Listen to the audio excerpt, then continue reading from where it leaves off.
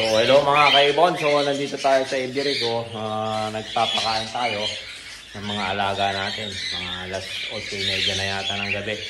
So ayan, may share lang po ako sa inyo. So ito, ang tagal kong inantay itong project ko na to.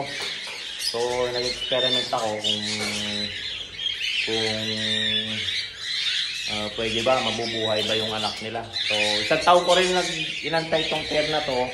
At tawa ng Diyos, ngayon ko lang napansin, meron na pala silang minakay. So ngayon, papakita ko sa inyo kung ano yung naging anak nila at anong mutation yung pair na to mga kaibon.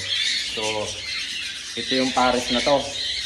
So isang double factor na cock, saka isang white face pearl na palo siya mga kaibon. So, double factor na cock na palo, saka isang white face pearl na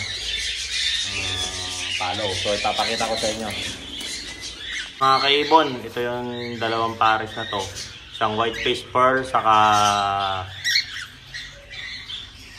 white face na double factor na cock. So ayan mga kaibon. So ngayon, tagal nito. Ang tagal kong inantay itong mga to. So, ang tagal ko itong inantay na bumuga. So, kung nakikita nyo, medyo may ilat sila kasi nasa taas to eh. So, ayan yung cock. So, ayan mga kaibon.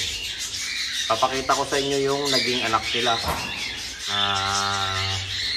Bagong pisa lang to. Kanina ko lang nakita. So, pakita natin. Tingnan natin. Sigipin natin. So, ayan mga kaibon bagong pisa yung last tatlo yung nakapisa.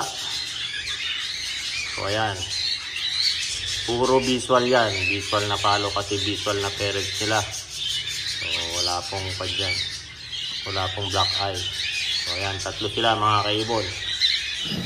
So ayan, may share ko lang po sa inyo kasi natutuwa lang ako kasi ang tagal kong inantay ito talaga, yung dalawa na to. So ayan ang tagal kong inantay na bumuga sila. Sinubukan ko lang tignan natin kung mabubuhay yung anak nila kasi hindi ako nagpapares ng parehas na back to back na palo eh. So ayan mga kaibon, mas lalo din sa mga high meat natin na mga double factor. So ayan yung tatay niya, double factor na cock. So ayan, na-share ko lang mga kaibon. So masaya lang po ako kasi tagal kong inantay yung pair na yan para bumuga. So ayan, so maraming salamat po sa panonood nyo sa aking mga vlog. So don't forget to subscribe my YouTube channel mga kaibon at ang aking Facebook page.